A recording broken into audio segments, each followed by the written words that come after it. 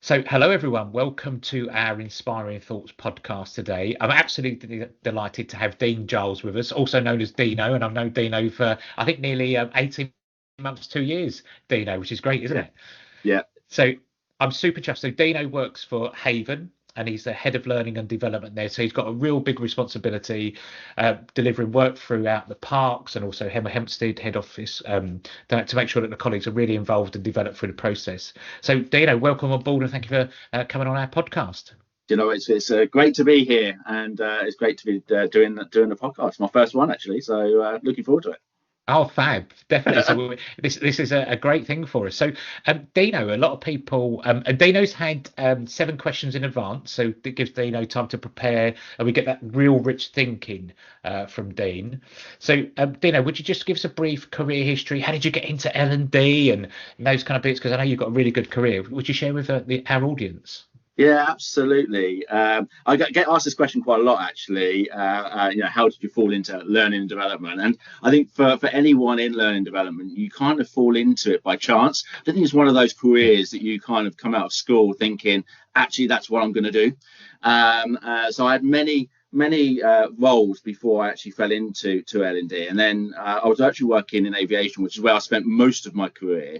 yeah, When someone came over to me and said to me, do you know what? You'd make a great L&D professional. You know, the way that you yeah, work with people, the way that yeah, you'll take the time to sit with them, yeah, coach them. Well, I didn't know it yeah, was coaching at that time, but coach them yeah, and mentor them.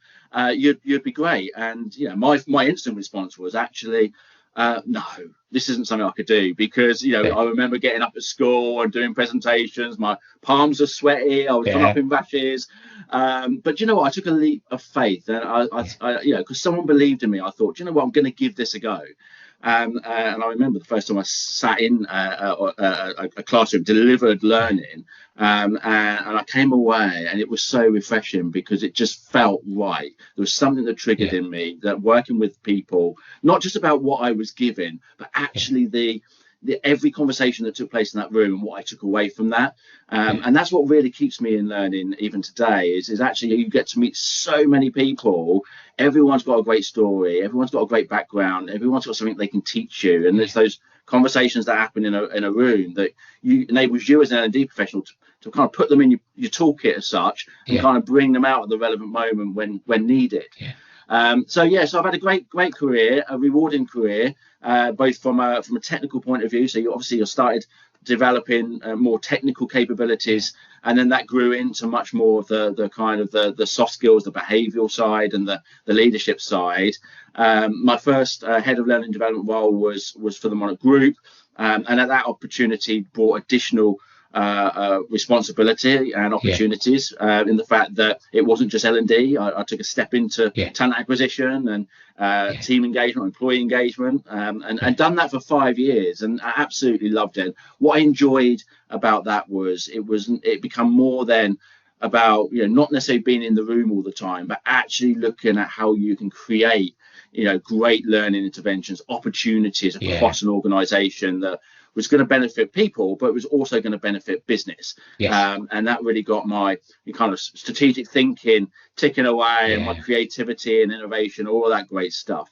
yeah, And I've been kind of in a head of role or senior role capacity now probably for the past 10 years or so, yeah, and love it as much today as I did when I first stepped into it. So it's definitely my favourite career path. yeah, I love the people that I work with. I love the visibility you get through N&D, and I love the difference you can make through yeah, the yes, right N&D interventions. So that's yeah. that's me in a snapshot. Yeah, and it's so. I think first of all, people will probably get from the podcast about your passion, which is beautiful. And even I think I messaged you yesterday saying what a beautiful email you sent to me. It was really motivating, really inspiring. So you can see today and feel from Dino's passion, which is amazing. What I like though, Dino, if you go back about your career journey, I really like that you said someone believed in you Yeah, and yeah, gave you that kind of hope I can do it. And I think that's so important as in L&D and in leadership about believing in people and trusting them. That's a big characteristic, isn't it? Yeah, do you know what I think? Yeah, the power of belief, I truly Yeah, believe in. I think if you're made to believe something, there, and you truly believe it yourself, you will go out there and you'll do everything you can to kind of bring it to life, but make it real. yeah, And I think it was just that one conversation to say that someone had spotted something in me that yeah, I hadn't seen in myself, yes, that got me then thinking about what that could be longer term. yeah, But what it did is because they believed in me, I started to believe that I could do this, yes, yeah, and that was the difference. That if I'd have walked into it not believing that I could have done it, yeah, then I would probably been setting myself up to fail from the outset. So yeah, I think power belief and belief in others, whether you're a leader, whether you're an L&D yeah, professional, whether you're you know just a person that yeah. you're working with, makes a huge difference. And those conversations are really, really powerful. Yeah, yeah, and I think, especially when people are younger and that, saying to like, give them the opportunities to do things, and I think going back in my career, people that believed in me and said you'll be quite good at that, and you go really, and you do believe in it, but the bit of then changing your comfort zone to a new comfort zone and stretching and developing, it's just a wonderful experience to really kind of go through that transition, isn't it? Really great experience.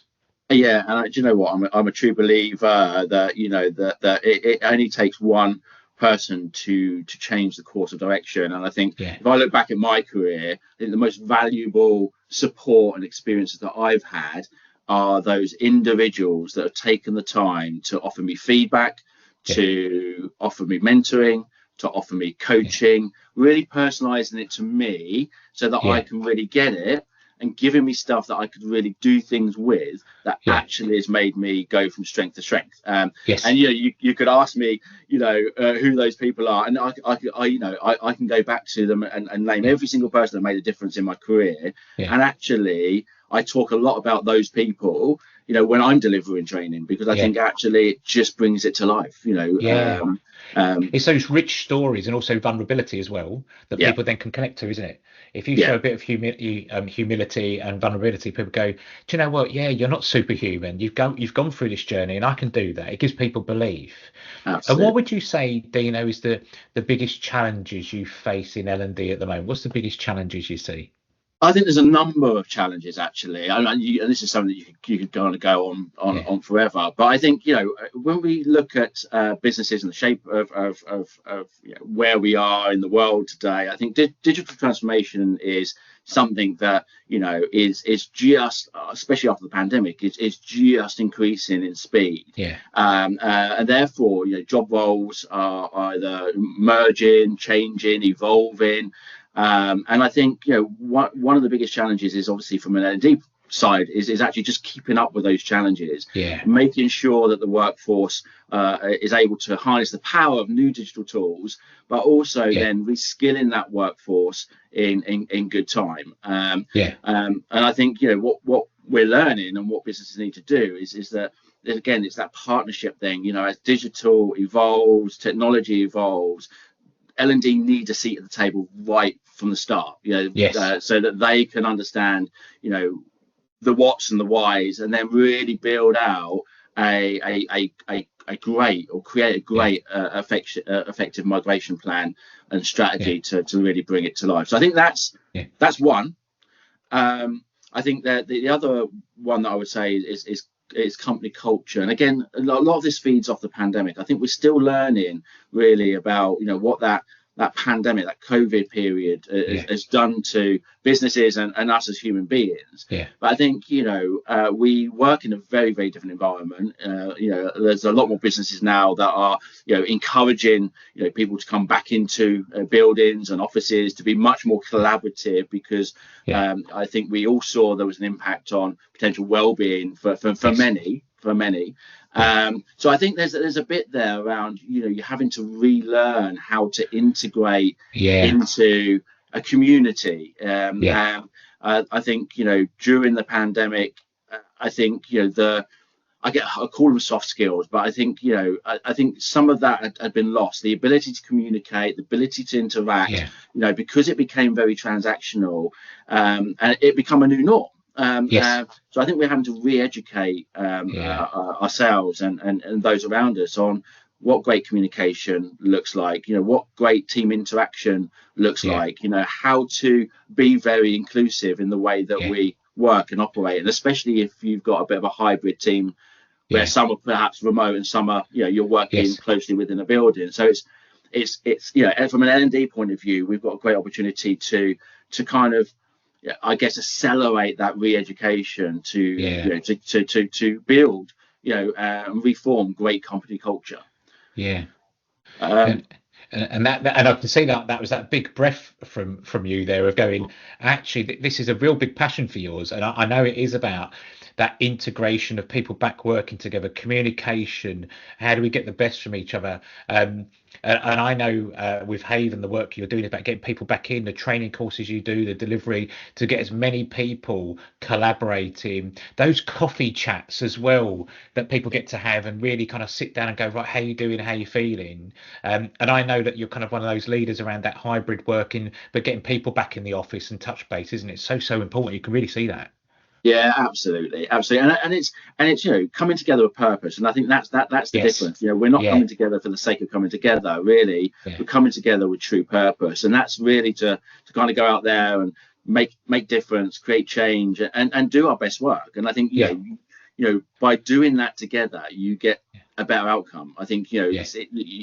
as an individual, you can sit there and generate thoughts and be creative and Yeah. come up with ideas, but actually to have those challenged and stretched and to Yeah. have other ideas coming from around the Yeah. table actually just allows you to do your best work. Yeah. And I think there's probably one more in there around that I'm seeing much more. A bit of a trend is this whole personalization in learning. I think Yeah. gone are the days where kind of everything was kind of fixed with a kind of a training program that won over a period of time. I think they're still valuable, and I think they still Yes. have their place, especially when kind of developing leaders Yes. is a Yeah. good example. But I think what we're seeing much more of now is that actually individuals want much more of a personalized learning Yes. experience. They still Yeah. want it to be fun. They still want it to be engaging. Yeah. They want it to be easy or fairly Yeah. easy to complete, and they want it to be fairly immersive. Yeah. So I think from an organizational point of view, that's kind of stretching the L&D spectrum to say, Yes. there's no one way that will fit everyone. What we need to Good. understand, it comes back down to those quality conversations that we have Yeah. as a performance cycle or those ongoing Yeah. coffee chats. It's really understanding the individual, understanding where the individual is in their career, Yeah. obviously having those genuine, honest, open conversations around where the strengths are and where the even Yes. betters are, but then ensuring that they can access learning Yeah. that they feel is worth spending the time in, and actually they Yeah. can see the value is going to come from it. So Yeah. I think from an L&D perspective, it's becoming much more now. We need to start thinking bigger and thinking much more of a blend on how we Yeah. can deliver much more personalized experiences. Yeah. And we've definitely seen that with the work that we do is about blend. It's not all about a day's training course. It could be a 2 hour fix. It could be an e-learning. It could be those kind of things that fit with a colleague to get that. But the key to it is then that bringing that closing the loop of talking about it, getting that discussion. What are people taking forward? That's where I see that good L&D part is then bringing out the next steps. You've done that training. What's the next steps to really get that kind of embedded approaches? And that's the super important part. That's the nice juicy bit, isn't it? Definitely, and I'm a true believer that the learning is one part. You can accelerate someone's growth through learning interventions, and whether that be digital, whether it be Yeah. kind of in a room, it's the great quality conversations that you have once you've completed that learning Yeah. to encourage the transfer. To kind of take it Yes. forward, to show interest that you Yes. want this person or Yeah. these people to be at Yeah. their best and to be Yeah. able to thrive in their careers.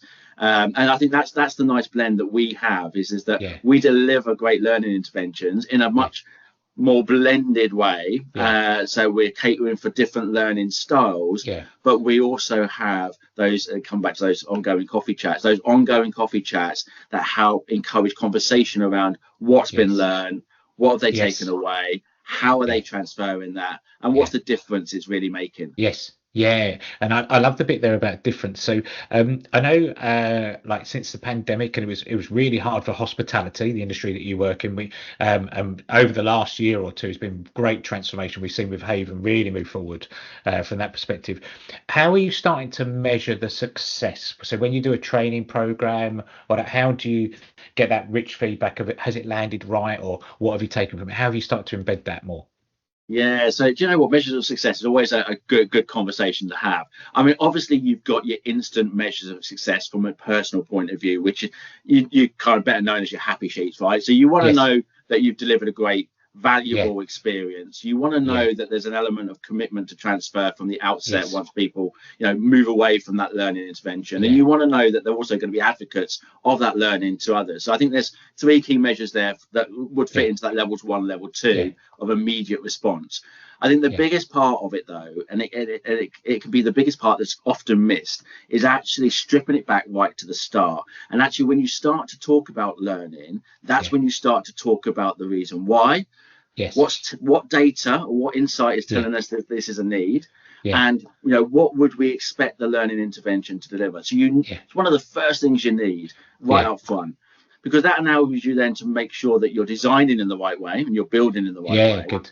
But it Yeah, also gives you the points of reference that once you've delivered it, and obviously you can deliver yes, it through very many different yeah, opportunities, it allows you to come back to it and say, did we get there? Did we yes, achieve? And everything's yeah, really, and I think, to say that you'd have one or two measures that fit everything would be wrong. I think every yeah, learning intervention, comes with a different set of the reason why, but also the yeah, measures that we know that it's done what it needs to do and it's going to be successful.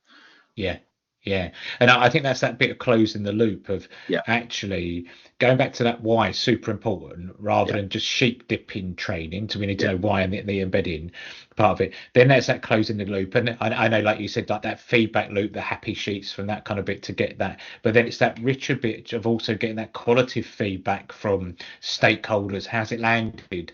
How's it gone? That's really rich. And that's a great L&D department, isn't it? That they're going out, they put their neck on the line to say, come on, tell us warts and all, what's gone on, how's that landed? It's fantastic. And what would you say from your point of view, if you took about what kind of innovation trends? I know we talked about technology, etc. But what other trends are you starting to see in the L&D world that you've noticed? Could be other companies or anything like that. What you started to notice in trends?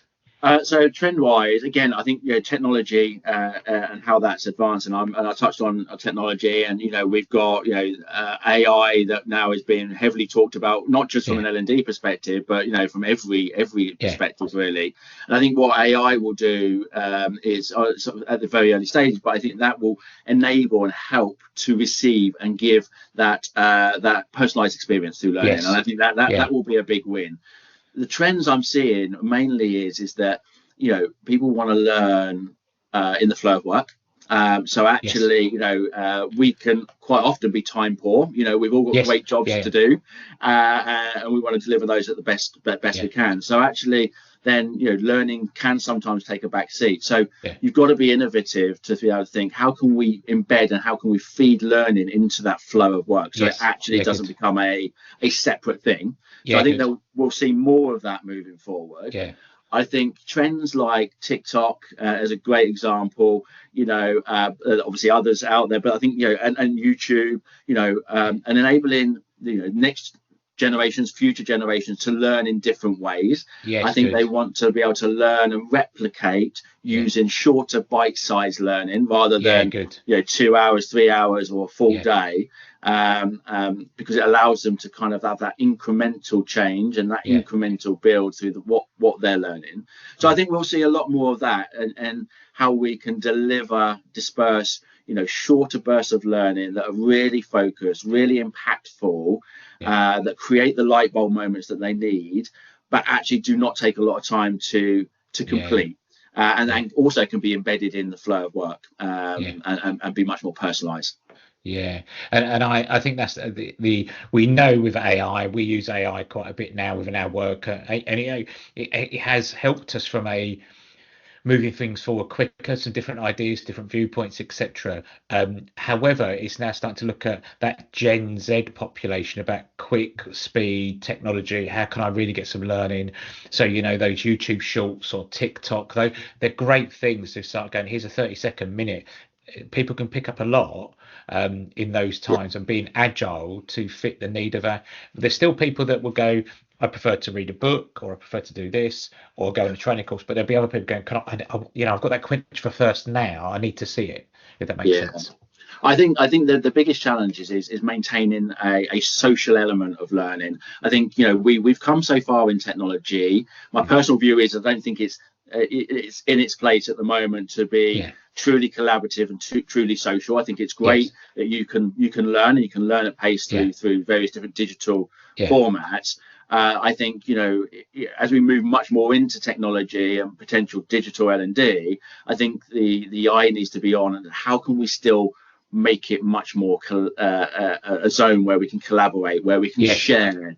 Because Yeah. working in this profession for a while, I'm a true believer that sometimes the best learning comes from other people's stories. What other Yes. people have got to say. Yeah. Their experiences, their challenges, and I think that's the bit that we still need to kind of keep an eye on, and kind of ensure that we inject. And also, as human beings, it allows us to maintain an element of being social, Yes. and I think that's really important as well. Yeah. It comes back down to those skills I was talking about Yeah. earlier. In that, through the pandemic, we probably started to lose a bit. Yeah. That interaction as a team, that ability to Yeah. communicate really, really well, and the confidence to be able to Yes. communicate well. Yeah. So I think that's something that we kind of really need to keep an eye on as we move forward. Yeah. Yeah. And we talked about culture already, but with organisations you've worked with, how has culture played an important part in that L&D role? So over the different companies you've worked with, how important has culture been?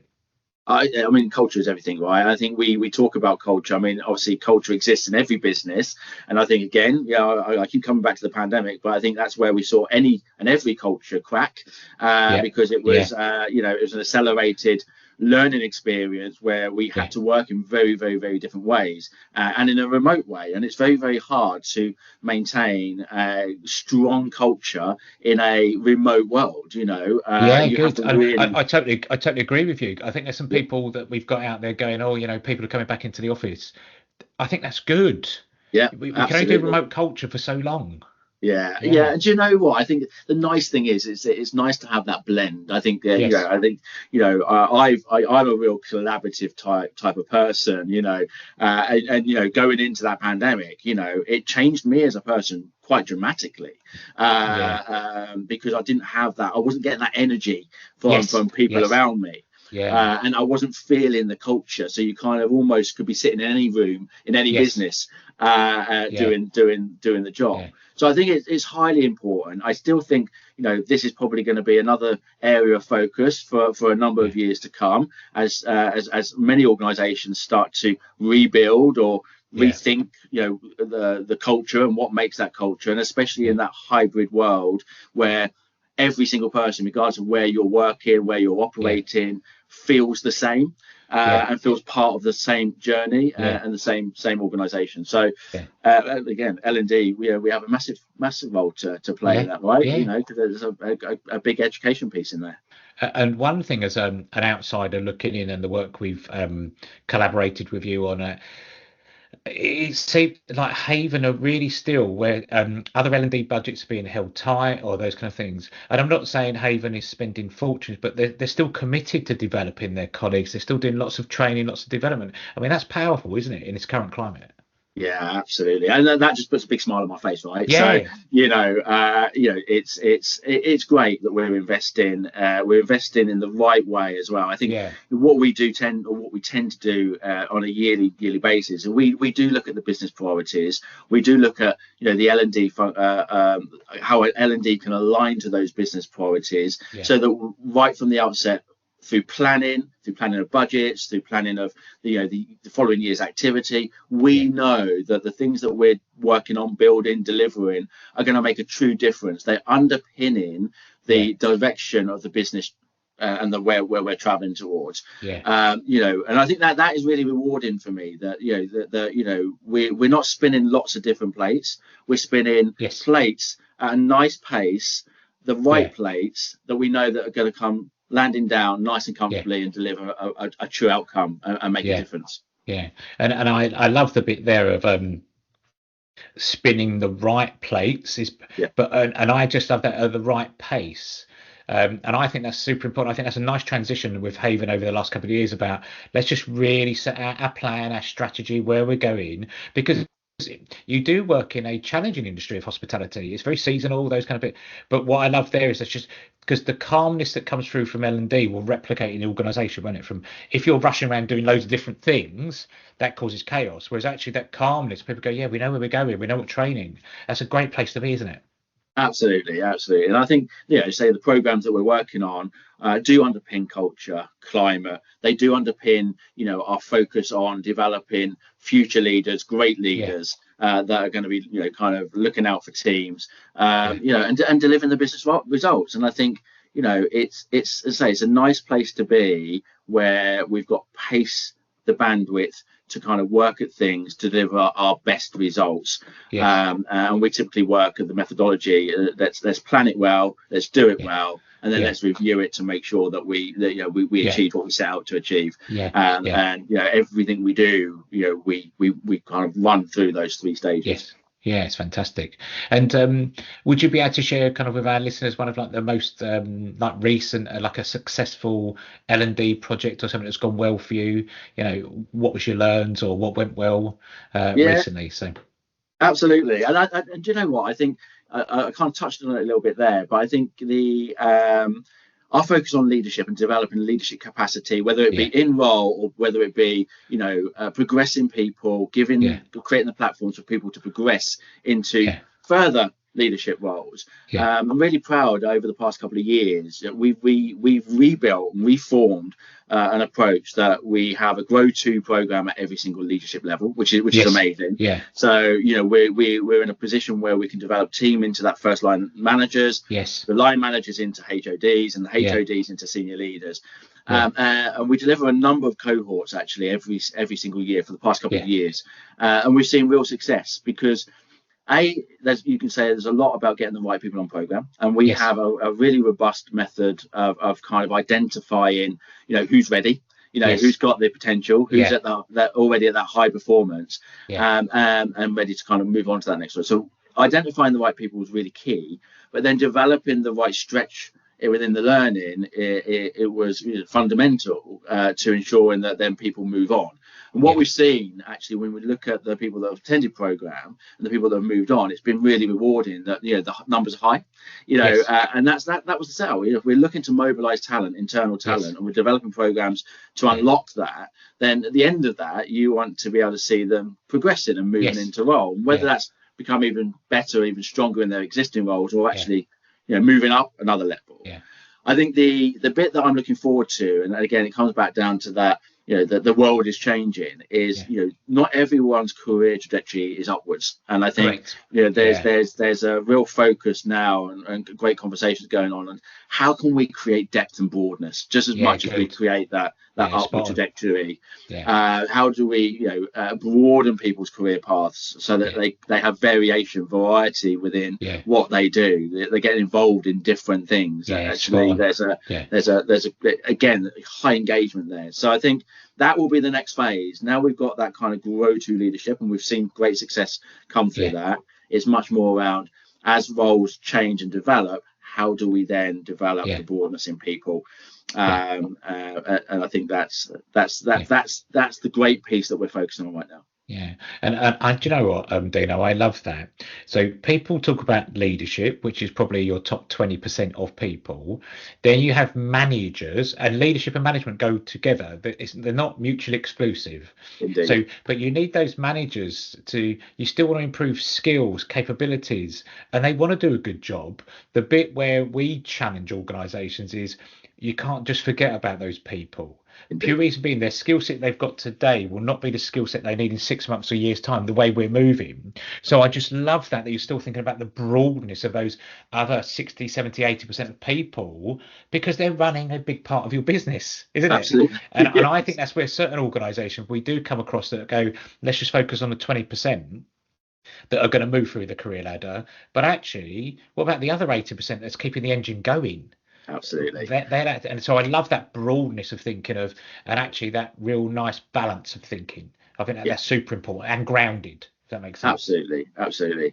So I think it's an exciting place to be. I think there are so many opportunities out there, and even from an L&D perspective, I think we're living in a world that's very, very fast paced now. That roles are changing. Some roles won't be there in the future. Yeah. We need to be looking much, much more forward Yes. to anticipate what Yeah. changes will take place, and equipping our teams with the skills today, so that Yeah. in 2 years time, 3 years time, 5 years time, they're automatically ready to go with Yes. with the anticipated changes that will be there. Yeah, and it's fantastic because I've come across quite a range of your colleagues on courses and work with, and I've been blown away by their commitment, their passion, their belief in Haven and where Haven's going, the culture aspect that they can talk to people, chat through their ideas, etc. But also the team that work with you from the L&D team, how they're so passionate to develop but listen and keep changing. It's just so refreshing, and as a third party, wonderful to see. Really wonderful to see. Absolutely. Yeah, Yeah. absolutely. So you must be beaming, as they I'm, say. I'm always beaming, Stephen. You Yeah. know me. I think for me, it's always been about doing worthwhile, meaningful work that really truly makes a difference. Yes. And I've been in that zone for a number of years now, and I think it's great. It's a great place to be because Yeah. I work in L&D like many other L&D professionals probably do. We've got the opportunity to leave and create legacy moments. We Yes. create legacy moments for businesses because we Yes. support and underpin transformational change and growth. Yeah. But more importantly, we create legacies for individuals. And I Yeah. think if we can do something, encourage someone, Yeah. create belief in an individual. It's like me and my career story. They'll go on and talk about that and remember that for many Yeah. years to come. And that's Yeah. what we're about. We're Yes. about understanding every single individual, Yeah. what they need, and what difference or what value can we bring Yeah. that creates legacy Yeah. moments. And I'm proud of my team because Yeah. they are so passionate, and they do Yeah. an amazing job, Yeah. but they're creating change and making a difference, and Yeah. that's the biggest reward for us. Yeah. Yeah. And I think just that word there is change is inevitable. Yeah. So you either get on the bus and go with it, or you are going to be left behind, if Yeah, that makes sense. absolutely. Yeah, really good. Absolutely. So we always get the last question, Dino, is about what are you working on for your personal development still in 2024? What's Dino working on? Yeah, it's a great question. I think my own personal development is really, really important to me, and I'm really, really committed to it.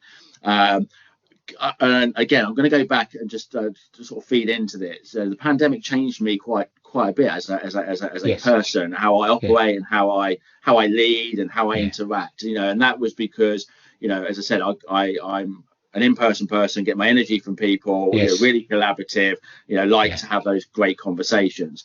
So that created a bit of change. And so coming out the pandemic, I had to really re-educate myself on how can I build really great, deep, meaningful relationships Yes. across the board, because I've Yeah. been stuck behind a screen for a Yes. couple of years Yeah. that weren't transactional. So there was a bit of courage there to step Yes. back into that and re-educate myself in that space.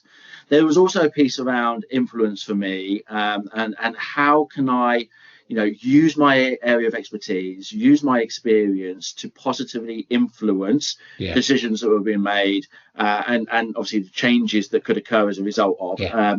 So Yeah. there was a bit there, and I guess that that's become easier as I've started to extend and broaden my Yeah. network, and I guess reconnect with lots of Yeah. different people.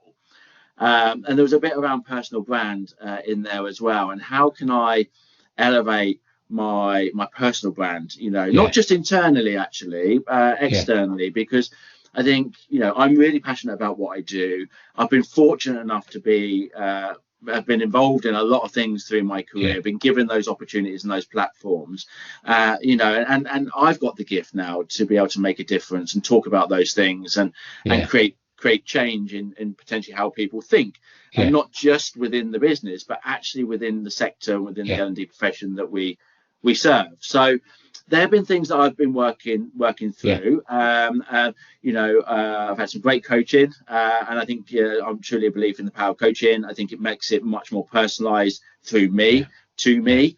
And I've seen a real change, not just a change to where I was before the pandemic or back to Yeah. where I was before the pandemic. I've gone up even further Oh, in my fantastic. Yeah. own Yeah. confidence and Good. my own belief and my own, I guess, skill set. Yeah. So my last, I guess, my last few words on personal development is that it's something that you should never stop doing. Yes. It Yeah. should be something that you should commit to Yeah. if kind of you want to keep Yeah. being relevant and continue Yeah. to grow your career. And learning can come from so many places. Yeah. And I would say that every conversation that you have with anyone, always come away and reflect and think about what you can take away from that Yes. conversation as a person, whether it might be Yeah. something you've learned or Yeah. way that you interacted. But Yes. definitely take something away from every conversation you have in life, because Yeah. if you do that, your toolkit is going to be Yes. massive, Yeah. and Yeah. it'll make you stronger as a person. Yeah, and I just love that there, just to finish up on that about stronger as a person. That's in work and out of work, isn't it? So those Yeah, kind of bits, and then the other bit of take from those conversations. I just love it. Anyone I speak to, I reflect in the evening and go, right, what have I taken from that conversation? How am I moving forward?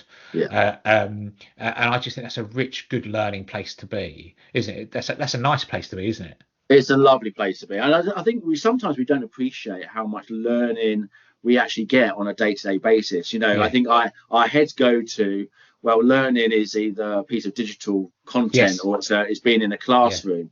Yeah. Actually, you learn from every different Correct. scenario that you Yeah. come across in every single day. You're interacting with different people. You're Yeah. learning about them and Yeah. potentially what they've been through and their challenges. So I think taking that time to reflect at the end of each day around, Yeah. what have I got out of today? What have Yeah. I learned today? What am I going Yeah. to carry forward that's going to help Yeah. me in Yeah. my role or my career? Yeah. And also having an appreciation that whilst you're getting that throughout the day, every day Yes. you're kind of in the office or at Yeah. work or out of work, you've got the opportunity to give it as well. And I think Yes. that, so there's, for me, every conversation I have, it's what can I give?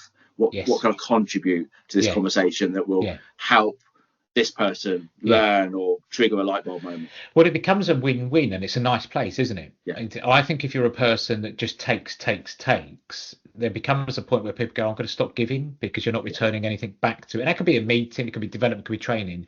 Whereas I always think of every scenario you go into, how can we create a win-win for everybody? Then that's a absolutely. nice place to be, and then it's mutual, it's fair, it's consistent, and that rings through. So, Dino, we get asked a lot. How can people connect with you? What's the best way if they want to reach out, ask any more questions about L&D, or just to see the Dino travels? How can people connect with you? Yeah, What's the best connect. way? Best way to connect with me, if you're on LinkedIn, is through LinkedIn. I think definitely, Yeah. kind of drop me a connection. I'm always happy to connect with people, and again, to learn and to share Yeah. and to collaborate. So Yeah. yeah, reach out to me. I'm there. Yeah.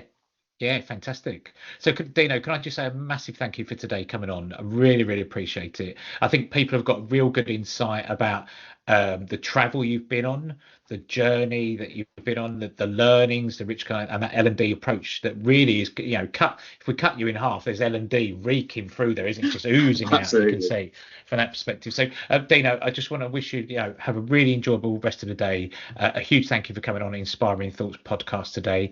And I look forward to catching up with you soon. Really appreciate it, Dino. Brilliant, Stephen. Thank you very much, and have a great weekend. Lovely. Cheers, Dino.